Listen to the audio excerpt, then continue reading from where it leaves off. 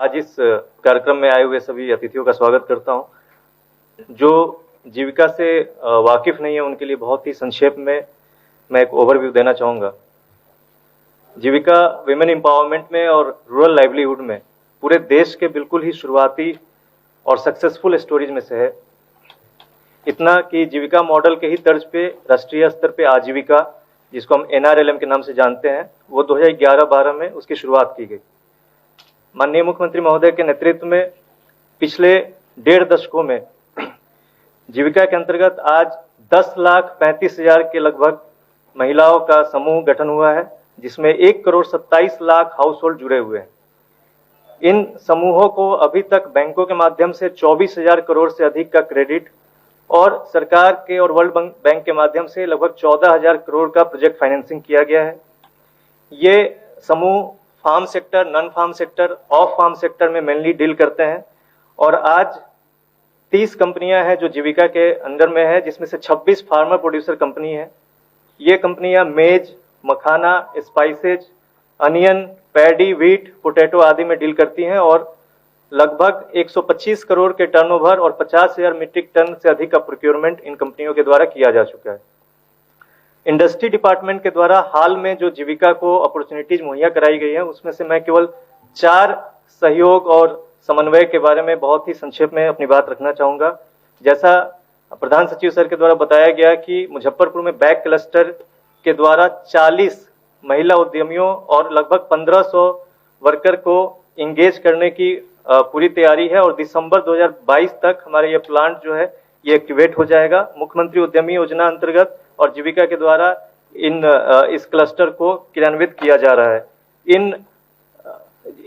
इस क्लस्टर में जो महिला उद्यमी काम करेंगी वो बिल्कुल आरंभ से ही इनकी मासिक आमदनी लगभग 1,28,000 रुपये जो कंजर्वेटिव तरीके से कैलकुलेट किया गया है वो होने जा रहा है। इसके लिए मैं इंडस्ट्री डिपार्टमेंट का धन्यवाद करना चाहूंगा कि न केवल मुख्यमंत्री उद्यमी योजना को विशेष रूप से जीविका के लिए डिजाइन किया गया, एक फ्लेक्सिबिलिटी उसमें प्रदान की गई, बल्कि बियाडा के अंतर्गत लैंड बहुत ही मिनिमम रेंट पे और पूरा इंफ्रास्ट्रक्चर भी उपलब्ध कराया गया है। इसी प्रकार पटना के बिहटा में परेव एक जगह है जहां पे ब्रास क्लस्टर को भी डेवलप किया जा रहा है, जिसमें 100 आर्टिजन को चिन्हित करके उनके आर्टिजन कार्ड के एप्लीकेशन को प्रोसेस किया जा रहा है। उनका DPR बना के उनके जो मशीनरी है, रॉ मटेरियल का रिक्वायरमेंट है, ट्रेनिंग कंपोनेंट, ये सारा भी इंडस्ट्री डिपार्टमेंट के द्वारा कन्वर्जेंस के माध्यम से उपलब्ध कराया जा रहा है। इसी प्रकार जो माइक्रो फूड प्रोसेसिंग के इंटरप्राइजेज हैं उसमें जीविका के जो 1800 से अधिक महिलाएं हैं उनको सीड कैपिटल उपलब्ध कराई गई है और 14 बड़े प्रपोजल जो Bihar agri investment promotion policy के अंतर्गत है, जिनका फर्स्ट फेज क्लियर हो चुका है, उसके भी सेकेंड फेज के लिए इंडस्ट्री डिपार्टमेंट की ओर से मदद उपलब्ध कराई जा रही है और 4 बड़े प्रपोजल जो समस्तीपुर में स्पाइस से, शेखपुरा में अनियन, कटिहार के मखाना और ईस्ट चंपारण के पोटैटो से संबंधित है, जो हमारे फार्मर प्रोड्यूसर कंपनी जिसमें डील करते हैं, उसके सेकेंड फेज को भी अपलोड करके संबंधित बैंकों को भेजा जा चुका है। और प्रोसेसिंग प्लांट लगाने के लिए भी बियाडा में जीविका को जमीन उपलब्ध कराई जा रही है। इंडस्ट्रियल स्टिचिंग यूनिट जो अभी माननीय मुख्यमंत्री महोदय ने भी विजिट किया था, भोजपुर के कोइलवर में जो मानसिक आरोग्यशाला है, उसी तर्ज पे अभी प्रधान सचिव सर के द्वारा आश्वासन दिया गया है कि सहरसा में लगभग 60,000 स्क्वायर फीट और गुरौल में भी अच्छी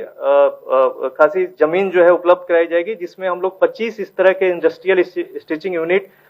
स्टैब्लिश कर पाएंगे, जो 48 करोड़ की लागत से बनाई जाएगी और इसमें लगभग 1800 से 2000 जीविका दीदियों को रोजगार उपलब्ध हो पाएगा। तो मैं इस अवसर पे जो इन्वेस्टर्स आए हैं उनको मैं आश्वस्त करना चाहूंगा कि जिस प्रकार उद्योग विभाग के द्वारा जीविका को एक फ्लेक्सिबल मॉडल में सारी सुविधाएं उपलब्ध कराई जा रही है, इसी प्रकार आने वाले समय में जो उद्यमी आए हैं उनको भी विभाग के द्वारा काफी फैसिलिटीज उपलब्ध कराई जाएंगी और इस अवसर पे मैं उद्योग विभाग का एक बार फिर से धन्यवाद देना चाहूंगा। Thank you.